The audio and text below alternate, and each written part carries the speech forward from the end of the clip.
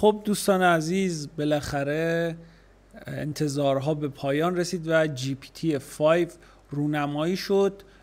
شرکت اوپن ای آی اومد امشب GPT-5 رو رونمایی کرد. توی این GPT-5 که به زودی در دسترس همه قرار میگیره یک سری قابلیت هایی وجود داره که من یکی یکی سعی میکنم برای شما توضیحش بدم تا زمانی که در دسترس همه قرار بگیره در چند روز آینده بتونید ازش استفاده بکنید. همین الان هم اگر IP بعضی از کشورهای به خصوص رو داشته باشید ممکنه که در نسخه دسکتاپ یا نسخه وب برای شما GPT-5 ران بشه و بتونید ازش استفاده بکنید. اما اگر که اون رو ندارید در حال حاضر میتونید صبر بکنید تا در چند روز آینده این اتفاق بیفته.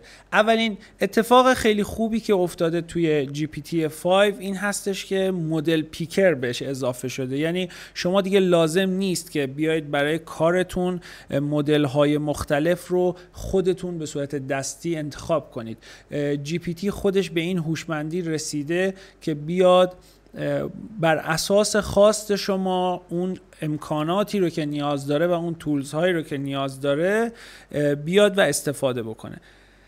مثلا میخوایم که یک به اصطلاح کاستومر فیدبک رو بررسی بکنیم، ببینیم که مشتری ها چجوری در حقیقت فیدبک دادن به کار ما، به اپلیکیشنی که برای سفر داریم. از ما میخواد که فایل آپلود بکنیم، یعنی خودش به این هوشمندی رسیده. حالا اگر فایل رو الان اینجا توی تصویر مشاهده بکنید، یک فایل به شدت خیلی عجیب غریب و با داده های زیاد رو داره. کافیه که بهش توضیح بدیم که این داده های ما هست و تو بیا استک رنکت لیست درست بکن. اون حتی کد رو هم برای ما می نویسه. این استک رنک یعنی اولویت بندی ویژگی ها داشته باشه و توی چارت بتونیم در حقیقت ببینیم. همونجور که توی تصویر هم میبینید خودش میاد و این کارها رو برای ما در عرض چند ثانیه انجام میده و جدول ها و نمودارها رو میکشه. حتی خودش سویچ میکنه که بره رو حالت به اصطلاح دیپ تینک خودش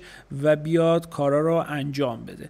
میتونه پیشنهاد ایده و برنامه ریزی کارهای آینده ما رو هم انجام بده. قدم به قدم خودش میاد و میگه که در مراحل بعدی شما میتونید چه کارهایی انجام بدید.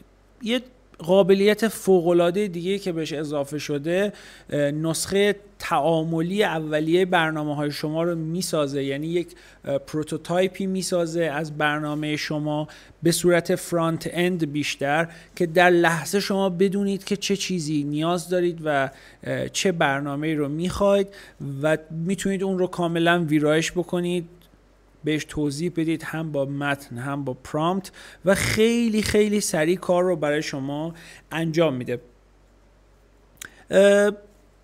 یک گزارش های اجرایی یا به اصطلاح اکزیکیوتیو ممو داره توی این چت جی پی تی که جدول ها و نمودارها و همه اینها رو میاد از ابتدای کار تا اون پروتوتایپی که ساختیم رو قدم به قدم برای ما خلاصه سازی میکنه و میاد همش رو توضیح میده. حالا دیگه نیازی نیست خودتون مدل مناسب انتخاب کنید، ابزارها رو بشناسید. GPT-5 تقریبا همه کارها رو برای شما انجام میده. به محضی که رونماییش تکمیل بشه و در دسترس همه قرار بگیره ویدیوهای تکمیلیش رو هم خواهیم گذاشت. این ویدیویی که دیدید در ذیل تصویر داشت پخش میشد ویدیویی هست که خود شرکت اوپن ای آی اومده و از این GPT-5 رونمایی کرده و اون رو منتشر کرده. مرسی که همراه ما هستید. با سابسکرایب از ما حمایت کنید.